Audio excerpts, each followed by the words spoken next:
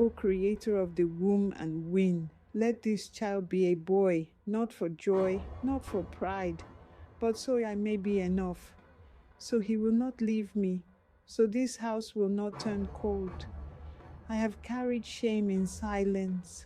Let this one be different. Let him see a son and forget the rest.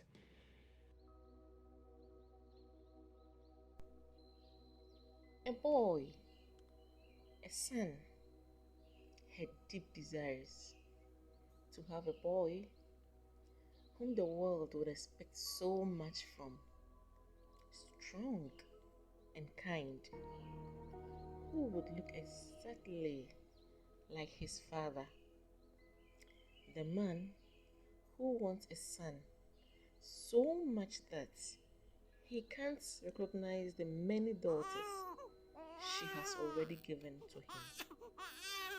But in many homes, the cry of a newborn is a song of joy, but not in this one. No, not tonight. Once again, she has put life into the world, and against her expectation,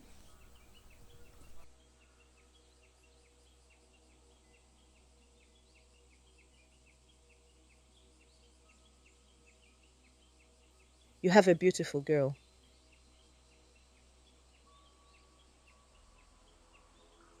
It's a girl?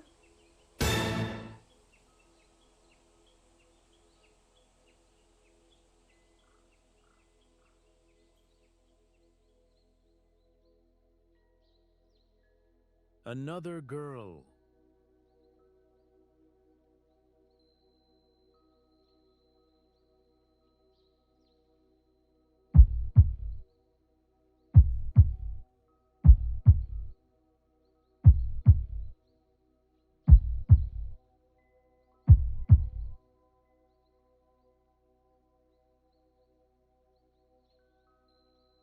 I don't want her. Take her away from me. But she is beautiful. I only want a boy. There was silence. For a moment, the joy she anticipated turned into a storm of conflicting emotions. Her heart should have leapt with love and joy, but instead, it sank under the weight of expectations she never chose to carry. Hmm.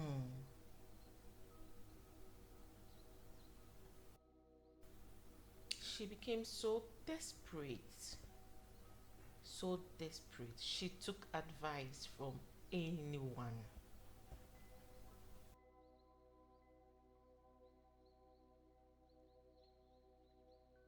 I am desperate, whatever it takes, wherever I need to go to get a son. I don't care the price. I'm afraid it is far. Just tell me all I want is a son, please. I need to save my marriage. I need to have a son. I will pay any price for a son. A priestess, she gives boys to those who prove their need, but she asks a price. Not everyone survives it.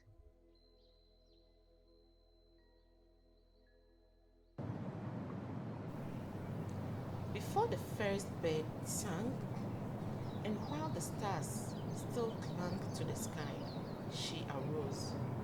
The cold earth beneath her feet whispered secrets only the gods could hear. Wrapped in silence and purpose, she stepped beyond the village, guided by dreams and omens etched in ash and flames. With each step, the wind carried prayers from the mouth of ancestors. Her staff struck the earth in rhythms with her heart.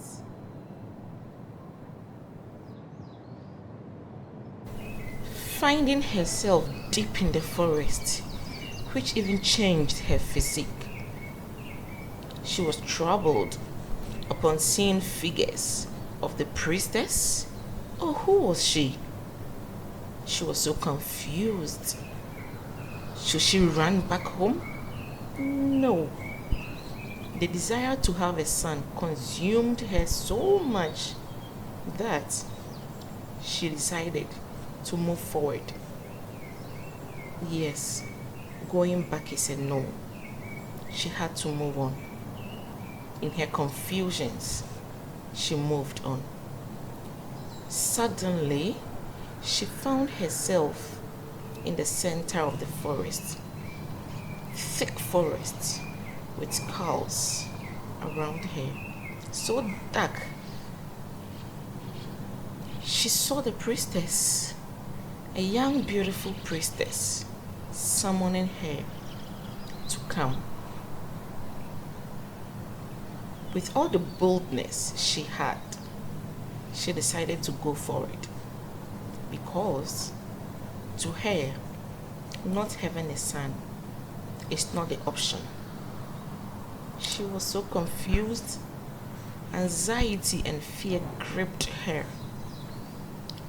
But she was so desperate. So she decided to move forward. Unfortunately, as she got closer, the beautiful young priestess she saw turned into an old 60-year-old priestess. Wow. She was smiling and still summoning her to come forward.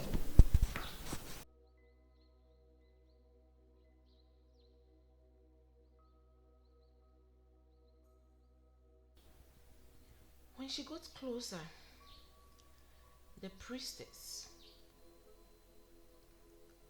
gave her the assurance that she would have a son. But she needed to go through some spiritual cleansing. She needed to perform some spiritual rituals so that she'll be able to get a son. She willingly accepted. And for 14 good days, she went through the rituals. She was cleansed. And then on the 14th day, she was blessed with a son. And she went back. On her way back, she had no doubt that this time around, her pregnancy would give her a son.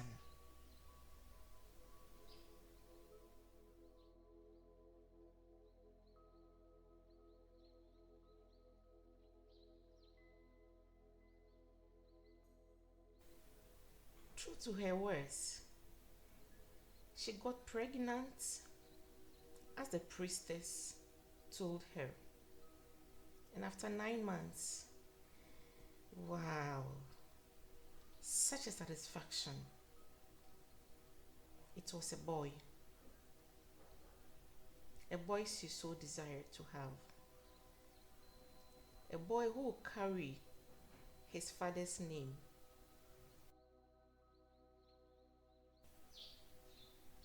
James KAWALYA. James Phred KAWALYA. Heir of the promise. Son of destiny. The chosen seed. Bearer of light. Promise. Crown of tomorrow. Scion of glory. Star-born prince. Child of the rising sun. Legacy bearer. Burden bearer. Great hero. Bringer of peace and justice. Hope for the future. Child of God. Warrior of destiny. Deeply satisfied with this precious gift, she had to return this baby to the priestess for the final cleansing. Yes, the priestess had to perform some rituals on the baby, and unknown to her, this was a marriage ritual between this newborn and the priestess.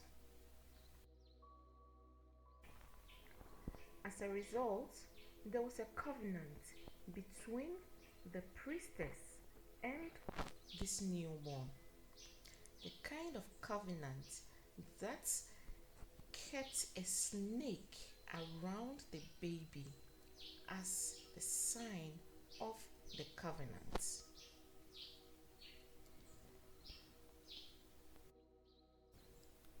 One day, his mother saw him wrapped in a snake on his bed.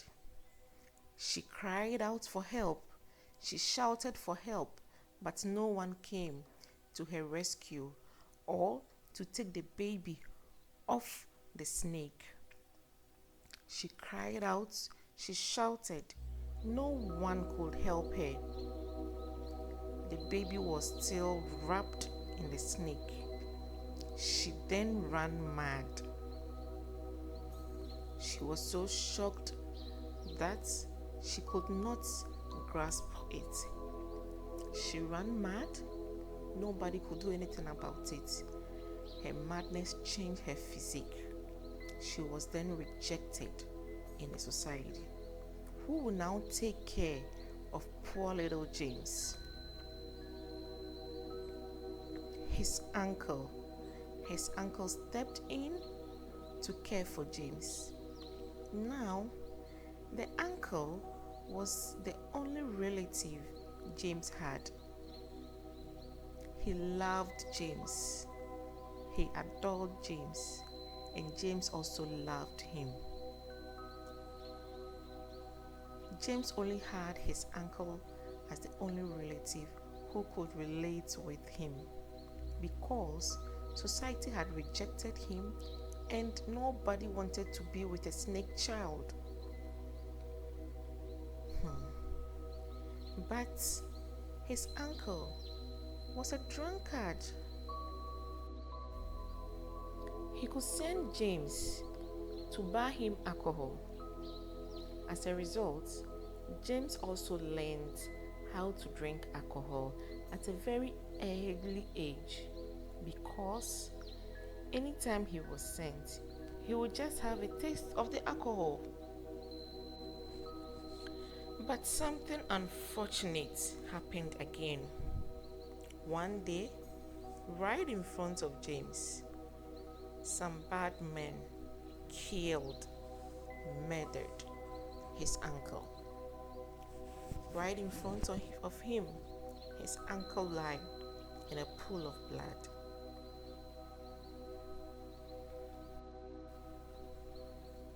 He became lonely again, because nobody wanted to associate with a snake child.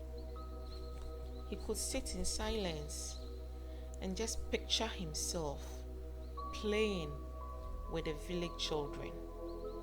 But no, that couldn't be a reality, because everyone thought that he was strange.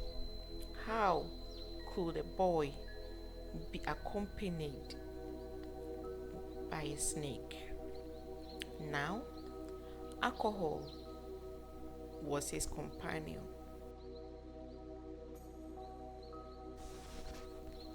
Nobody would talk to him or play with him. Parents advised their children against playing with him. In spite of all this, he had some special powers. Some special powers where people could go to him and find solutions to their needs. As a result, people saw him as some god or some strange human being. While people rejected him, While some shunned him, some people also went to him for solution to their problems.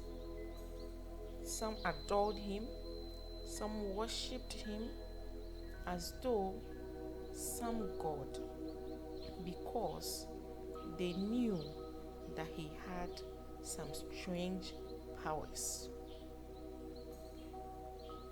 These strange powers, as people would call, made him brilliant in school. He wouldn't learn, but he would become first in class. He was excellent at whatever thing he did, though tagged as stubborn.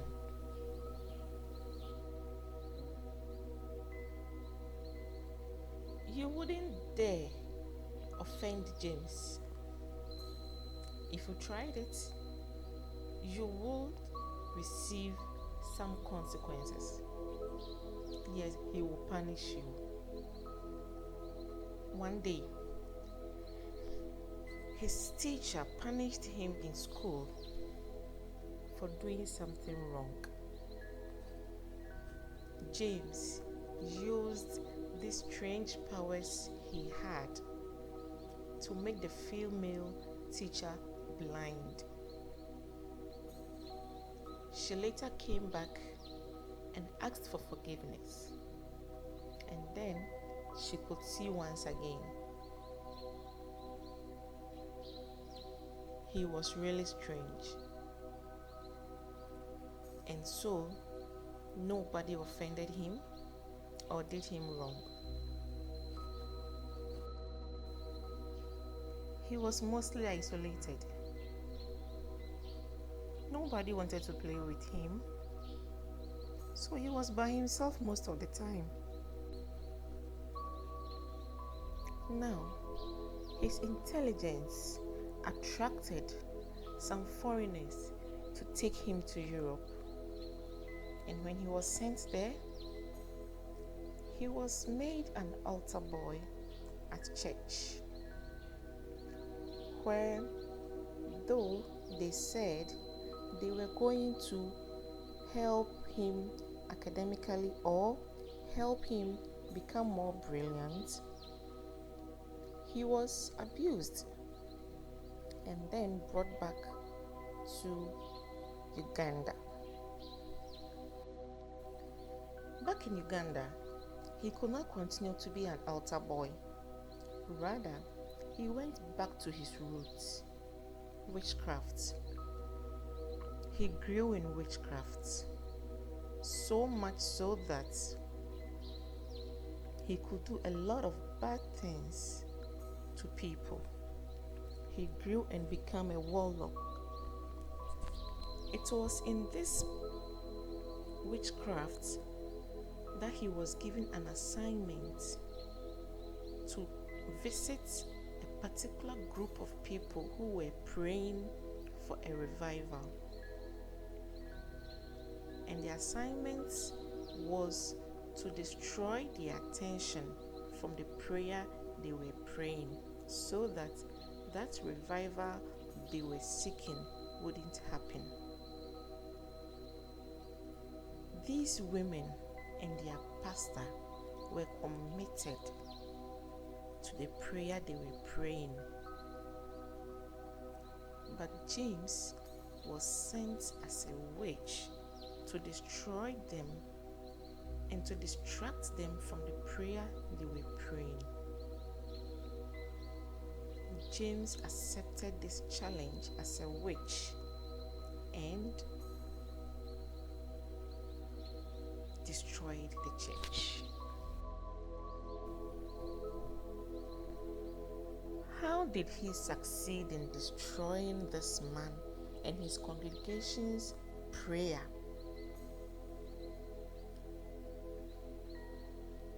He didn't do it alone. He recruited other witches to help him. They worked in unity.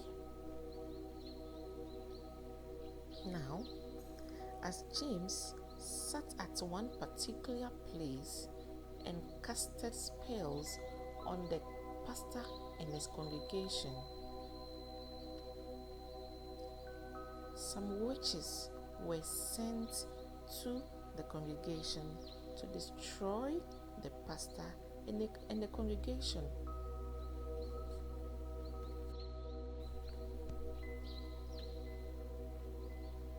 They fed the pastor with good money because he had lust in his heart. They caused division in the congregation. So their daily prayers was affected. The pastor lived closer to the church where he could attend church early. But these witches offered him a nice apartment very far from the church so that he couldn't be regular at church.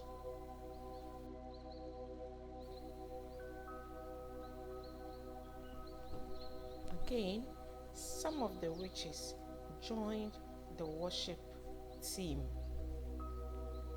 thereby defiling the altar. Now, they attacked the daily devotion of the pastor. They caused his only daughter to become sick, such that he couldn't sleep at night because his daughter would be itchy, would feel itchy. So he had to stay awake, and then in the morning when he had to do his morning devotion, he couldn't do it. They turned one congregant against the other. So church members were not in unity. Their daily prayers was severely attacked.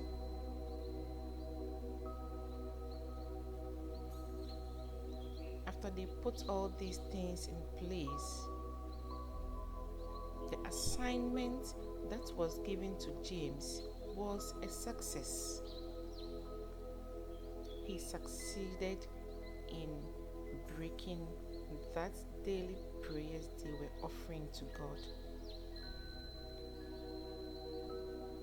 Well, these prayers would have sparked a 70-year revival, but it was cut short.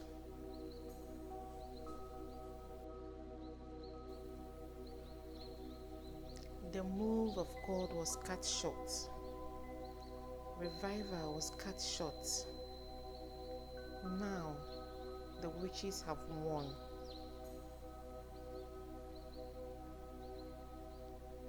James and his witches rejoiced. They were so happy that they were able to cut short whatever thing those Christians were doing. Now, he was going to be promoted.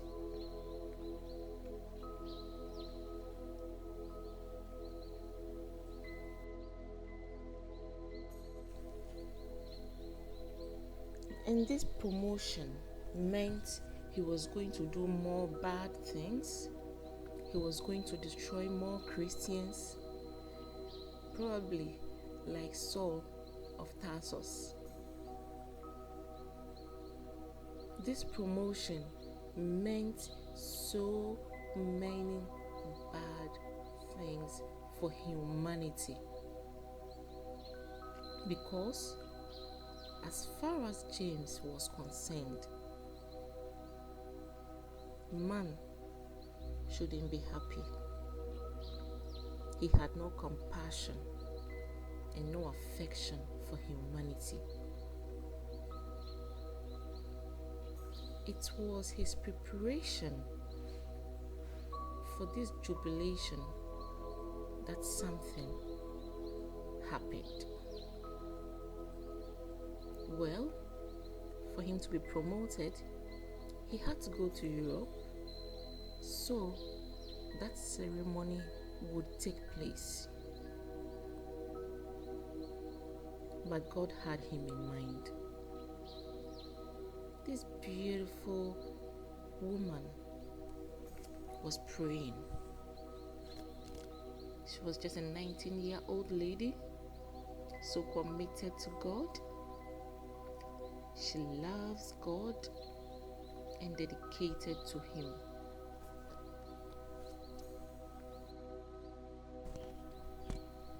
In prayer, the Lord told this lady to visit James and share the gospel with him.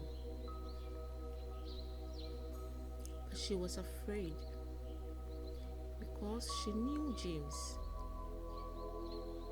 and he could hurt her. But God told her that He would be with her, so she should go and preach the gospel to James. Now, she was reluctant to go, but she decided to go very early in the morning so that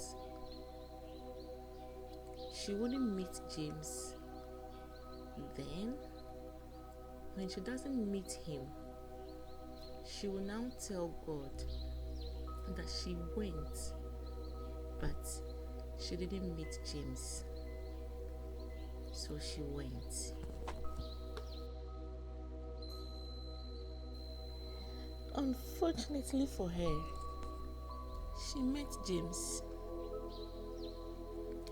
James, who was about preparing to go to Europe to celebrate his victory. Now, everyone on campus called James Master. But this lady met James and didn't call him Master. Rather, she called him James. This annoyed James because who dared call him James just like that? So, while she smiled beautifully and looked at James, James rather angrily looked at her and decided to use his witchcraft power to make her go mad.